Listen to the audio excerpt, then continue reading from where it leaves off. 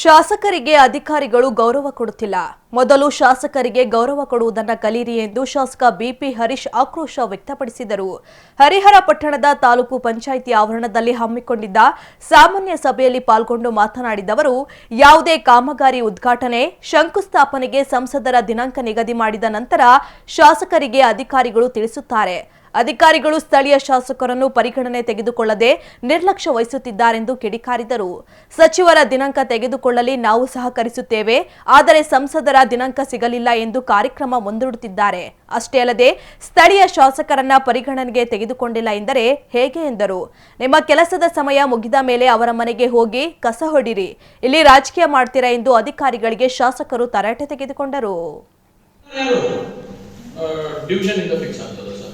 ಏನ್ರಿ work order ಕೊಡೋದು division EO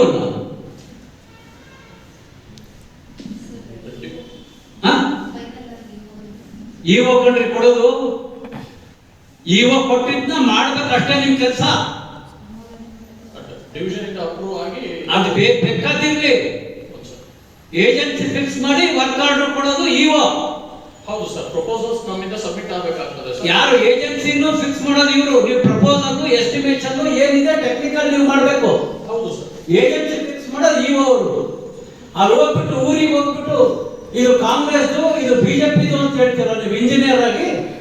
ಇಲ್ಲ ಸರ್, ಯಾರು ಕೇಳಿ ನಿಮ್ಮ ಹನುಮಂತಪ್ಪನವ್ರು ಎಷ್ಟು ಕೆಡಿಸಿದ್ದಾರೆ ಹಳ್ಳಿಗಳಿಗೆ ಹೋಗಿ.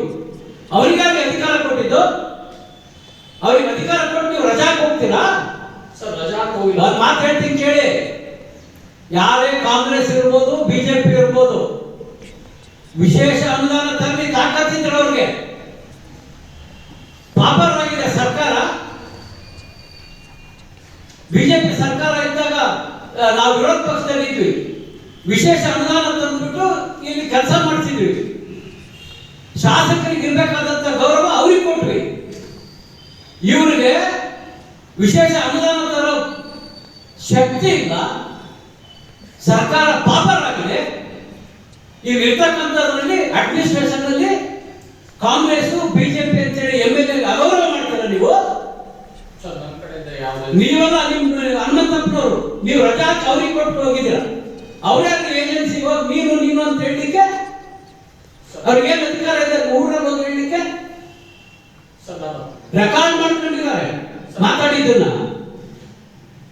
ನನ್ನ ತರಬೇತಿ ಇತ್ತು, ತರಬೇತಿಗೆ ತೆರಳಿತ್ತು. ನೀವು